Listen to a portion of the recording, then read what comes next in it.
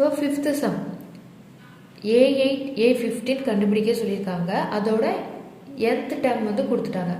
Even நம்பராக n வந்து even நம்பராக இருந்துச்சுன்னா இந்த ஃபார்மேட்டில் இருக்கும், ஆட் நம்பராக இருந்துச்சுன்னா இந்த ஃபார்மேட்டில் இருக்கும் சொல்லியிருக்காங்க. ஓகேவா? ஃபர்ஸ்ட் வந்து 8th டேர்ம் A8 அதை கண்டுபிடிக்கலாம். Here 8 is a even number, so we put n is equal to 8 in n square minus 1 by n plus 3. தமிழில் என்ன எழுதிக்கலாம்னா, இங்கு 8 ஆனது இரட்டைப்படை n, எனவே n is equal to 8 என n square minus 1 by n plus 3 இல் பிரதியிடுக. ஓகேவா? இப்போ A8 கண்டுபிடிக்கலாம். A8க்கு என்ன ஃபார்முலா கொடுத்துருக்காங்க? n ஸ்கொயர்னா 8 square minus 1 by n plus 3. n value என்னது? 8 plus 3. 8 ஸ்கொயர் என்னது? 64. 8 8 64 minus 1 by 8 plus 3 11. 8th time என்னது? 63 by 11. ஓகேவா? என்ன எழுதிக்கலாம்?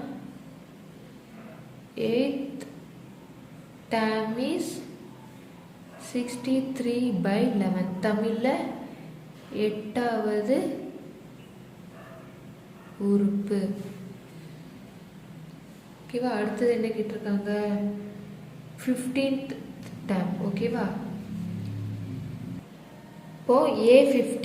Here 15 is a odd number, so we put n is equal to 15 in n square by 2n plus 1. தமிழில் இங்கு 15 ஆனது ஒற்றைப்படை எண், எனவே n is equal to 15 என n square by 2n plus 1 இல் பிரதியிடுக. ஓகேவா? இப்போ A15 கண்டுபிடிச்சாலாம். n ஸ்கொயர்னா 15 square by 2 into 15 plus 1. 15 square என்ன கிடைக்கும்? 225. 2 15s of 30 plus 1. ஆன்சர் என்னது? 225 by 31. ஆன்சர் எழுதிக்கலாம். 15th term is 225 by 31.